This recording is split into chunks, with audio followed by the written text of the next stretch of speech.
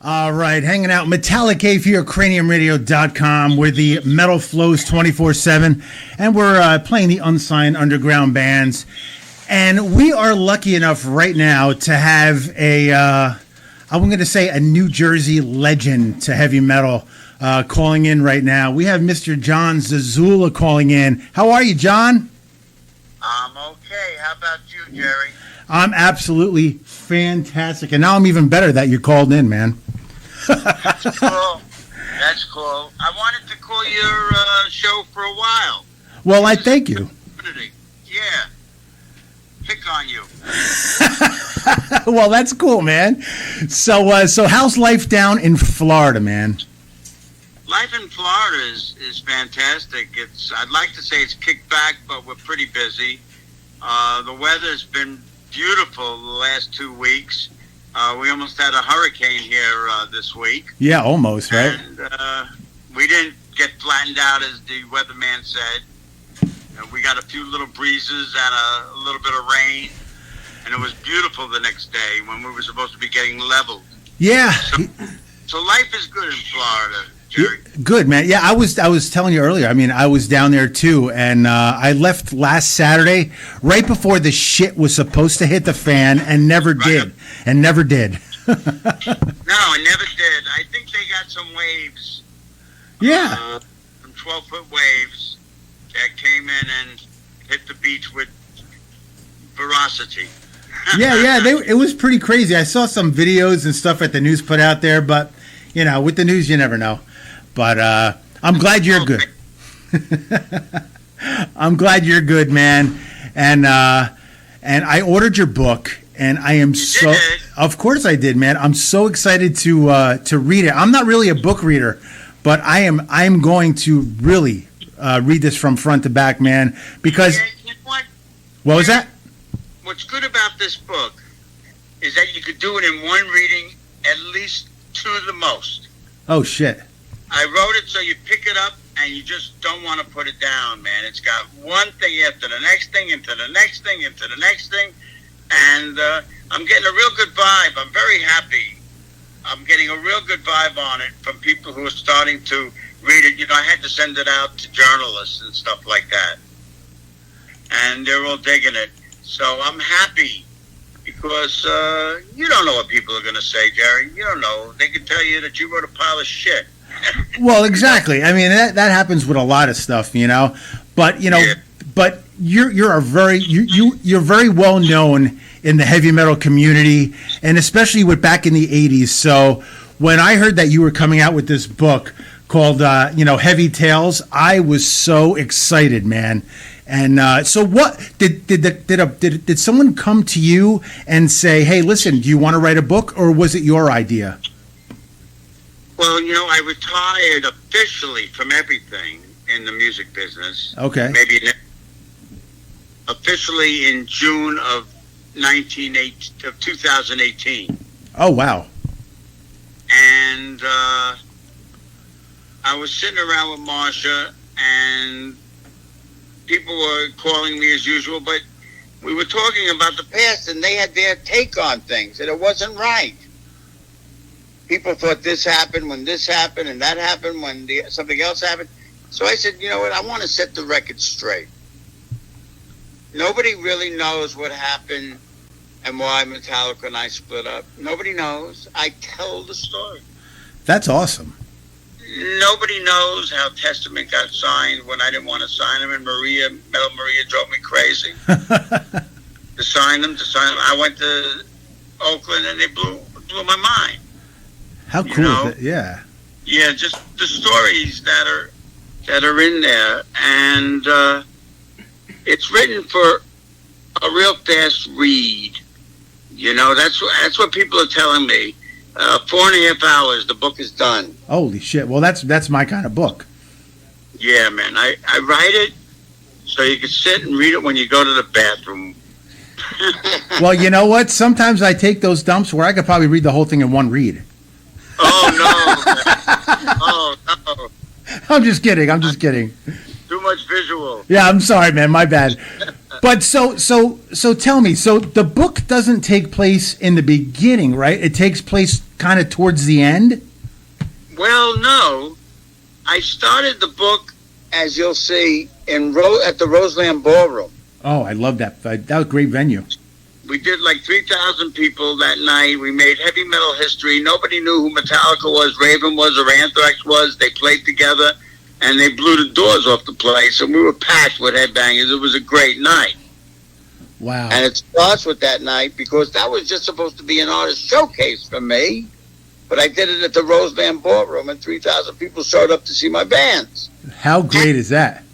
Metallica gets signed, Raven gets signed from it, and soon Anthrax will get signed from it. Wow. So, very successful showcase. At that time, that was like a big deal. It's a big deal now, even at the time. But yeah, no, I totally get that, man. And Roseland was a nice venue. It was a clean venue, a nice size, and the shows there that they put on were fantastic. Good sound, and I was not at that show, but I know people that were at that show, and they said it was phenomenal. It was a game changer, Jerry. Wow. It was a real game changer. It said heavy metal is here to stay. And this is what it looks like when they all come together. It's one ugly bunch of people, but they love it. That is, dude. And that's true to today. That's true to today, man. I don't care. The most loyal fan of music is a metal fan. 100% correct, man. And that's kind of what we pride ourselves as, It's like, I always say this. I always say that, like, you can listen to hip hop, you can listen to rap and all this other stuff, but heavy metal is the number one genre when it comes to people understanding and people getting it. And there's such a wide variety of heavy metal fans that you could be walking in a mall with an Exodus shirt and I can have a Metallica shirt and I don't even know you, but when I pass you, I give you the fist pump. You know what I'm saying? Right on, you're a brother. Exactly, man. That's what it is. It's a friggin' family. Yeah, there was a video of a guy shopping in a supermarket with a Slayer shirt, and somebody else comes by with a heavy metal shirt, and the music changes into this dreamy music, and they go prancing towards each other and hug each other, and very funny, because that's what happens. It's called what happens when two heavy metal people meet in a supermarket. Yeah, man, and that's true to today, man. It is literally. I did that the other day. I'm not even going to talk about it, but I was at Disney, like I was telling you earlier. I was in Florida earlier this week, and everybody's wearing Mickey Mouse shirts and Donald Duck shirts. I had a Metallica shirt on, and I had one guy that was walking towards me with a Slayer shirt. I gave him a fist pump. I almost wanted to hug the guy because he had the balls to wear it, There's a time when Disney wouldn't let you wear T-shirts like that in the park. Oh, shit. I didn't know that. Yeah, there was a time. It's more liberal now. But if you had anything really intense, like a Venom, what's on the back of a Venom shirt or something, they would say, you can't wear that here. Wow. Well, you know what? Venom I can accept that back from the 80s. Some of the Venom shirts were a little, for Disney over the top. I totally would understand that, Well, the Slayer Warmark shirts, Well, that too. Yeah, that wasn't, you're right. You're right. 100% right. It's what it is, man. It's what it is. I'm just happy metal people are into it, and it's just growing and growing and growing. I'll tell you, I agree with you. And what do you think about, like, the metal scene today? I mean, do you ever say to your wife, you know what, I'm going to go to a club in Florida and just listen to some bands, or you're laying low? No, I've been to two clubs recently, and I've seen bands when I traveled quite a distance to see the Absence. Okay. I drove an hour and a half to see them, and I drove just 5 minutes to see another band, right here in where I live. Well, that's cool. I mean, and it's good that you still do that kind of stuff. So now with the book, right? Does it really delve into the finding or how? You know what? Let me put it this way. How was it the first time you saw Metallica? What was it like the first time you saw them? Oh, well, that you got to read in the book, Jerry. God damn it. it's like that Thin Lizzy song, Thunder and Lightning. Yeah. Hit you like a hammer, goddamn. Yep. It was like Thor's hammer came down and it destroyed, and I was so mesmerized and blown away by it. I didn't know what to do, but I had to do something with the band. And I had to band, I was driven. And that's what, we talk about in the pages that you will read. Oh, I will read, and I'm so excited to get the book. And like so the book itself, it tells you from the beginning and everything that happened in between, or what really does it go through everything? I mean, I'm really excited for the book. I don't know what to expect, man. I really don't. A lot that I didn't say, and a lot that I did say. Okay, that's all you need to say. What I basically did was I started at the Roseland, and then I dropped you to when I was like 4 years old, Yeah. And grew up in the projects in the Bronx, and how it developed into what it developed into from less than zero. And I, very, very, how can I explain it to you? Family's economic situation was not good. Right. So anyway, what were you saying?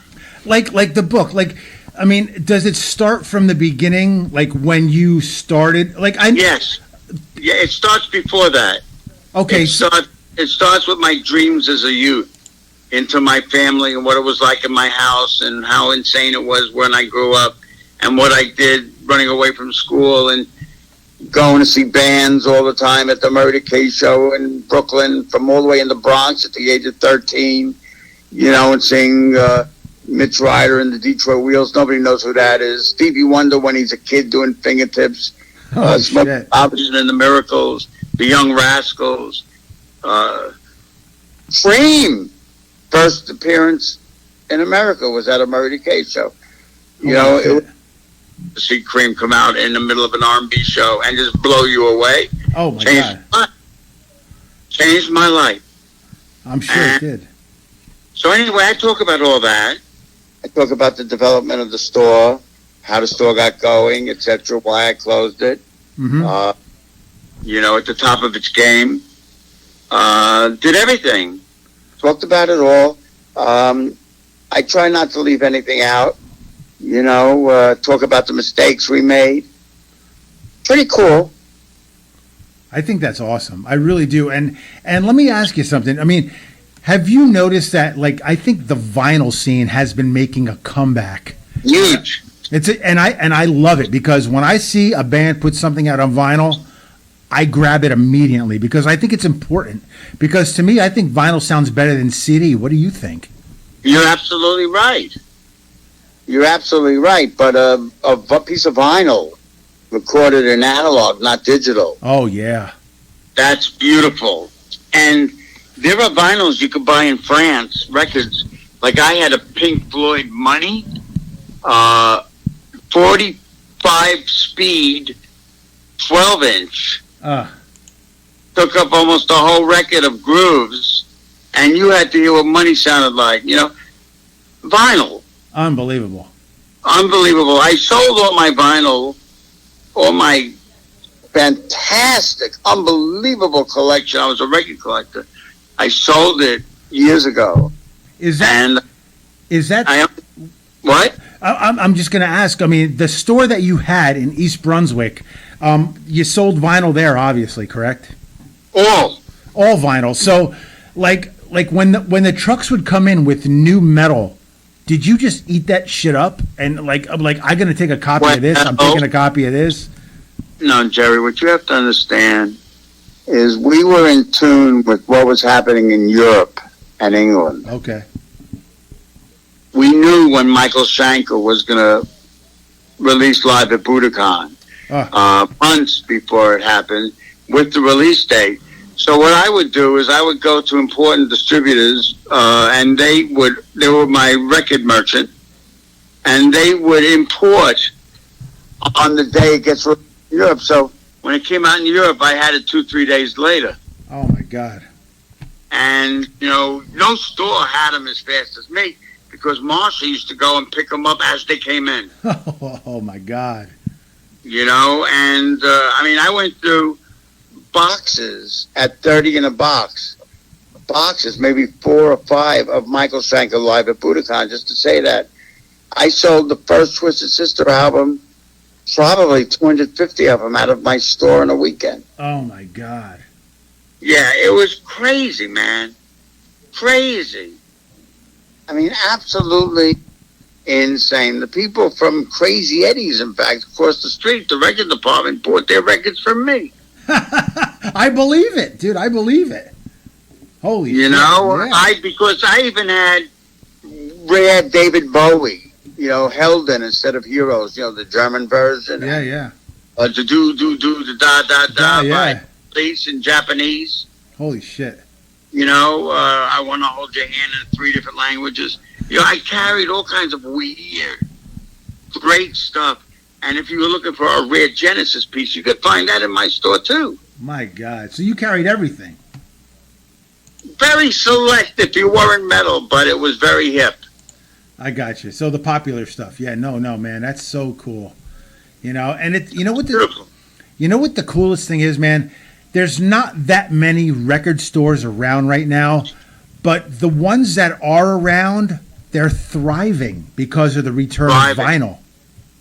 Yeah, I tell you, I think vintage vinyl is a gold mine right now. I love that venue, and rumor has it that you're going to be making an appearance there. Yay! On October 26th at 2 p.m., I will be there for a Q&A and to sign books. Oh, it is only in-store I am going to do in the country. Marshall will be with me. Fantastic. Heard that Harold Claros, who was my co-writer, is coming up from Richmond, Virginia to be there. So, if anybody wants a chance to grab a Marsha autograph, which is rare, man. Oh, my God. This is an opportunity at the Vintage Vinyl. And she'll be sitting next to me. You just got to ask her to sign, and she'll sign. Oh, my God. Well, she was, I know it's your book, but she was through it just as much as you are. Oh, yeah, the whole book is dedicated to her. Fantastic. Her and God. Well, there you go. My 2 best friends. And what can I say? It's awesome. Now, also, could I just say while I'm on the radio? Of course. Say anything, man. The 24th, the Old Bridge Militia, Rockin' Ray and Metal Joe. Yep. Rockin' Ray and Metal Joe are going to DJ. I'm going to do a Q&A at the Cutting Room in Manhattan. Oh, shit. And Head Motor from Old Bridge. Yep. Motorhead Tribute. Yep. Great job they do. Oh, they're fantastic. They're going to play a set. So that's going to take place before Vintage Vinyl on the 24th at 7 o'clock at night. And then on Friday night, the Old Bridge Militia has a charity fundraiser in Manalapan, Rock and Bowl event. And I'm going to check that out, too. Oh, you know what? I'm definitely going to be at Vintage Vinyl because I'm here in Jersey. Right. I'm going to try to make the other one, too. Wow. I just want to meet you, man. I just want to meet you because I respect you so much for what you have done for the heavy metal community. And it's absolutely amazing. And the book itself, like I said, I'm not a book reader, but I am so looking forward to reading this book. I'm blown away. Everybody is. I'm blown away, Jerry. I just, until I wrote the book, I didn't believe I did all that stuff. Oh, my God. I don't believe how much we did. Wait till you see the discography in the back. I can't believe I did that. It's not that I did it in 40 years. I did it in 5 minutes. That's incredible. 5 minutes. In 5 years, I was throwing parties at the Ritz in New York, taking over the balcony and catering the whole place and flying the press in from Germany. Oh my God. That is so incredible, man. I mean, that was crazy, and I'm just a normal guy. You know what I mean? I'm just like you. Oh yeah, I'm literally, yeah.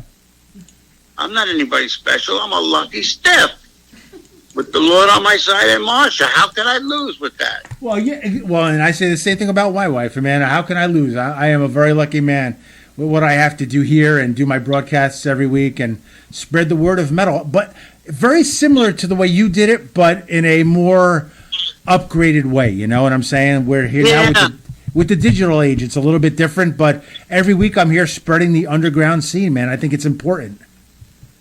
Very cool, man. And I appreciate the fact that you do that, and everybody else who does it, because you got to keep metal alive. We got to keep that alive. And I'm not worried about it, but it's people like you that keep it going. And one thing I wanted to just say before I sign off is that the book, I didn't put it in bookstores. Okay. They're not available in your bookstore, folks. It's only available online at jonzazula.com or on Amazon. So that's strictly the way I'm running business. I just don't want everybody's hands all over it, making it No, I totally get that, man. And that is a good idea. When I saw that, when the pre-order started coming in, man, I ordered the book immediately. Now, it's already a signed copy. I think I'm getting a signed copy. But I will see you at Vintage Vinyl because I want it signed again because I want to shake your hand. Well, listen, they may not... My book may ship and may or may not be there by the time Vintage Vinyl happens. So I'll buy another copy. I don't care. Oh God, Jerry! Are you kidding me, dude? I will keep the copy you signed for me, and the one that I pre-ordered, I'll give away as a prize here on the Cave. Cool.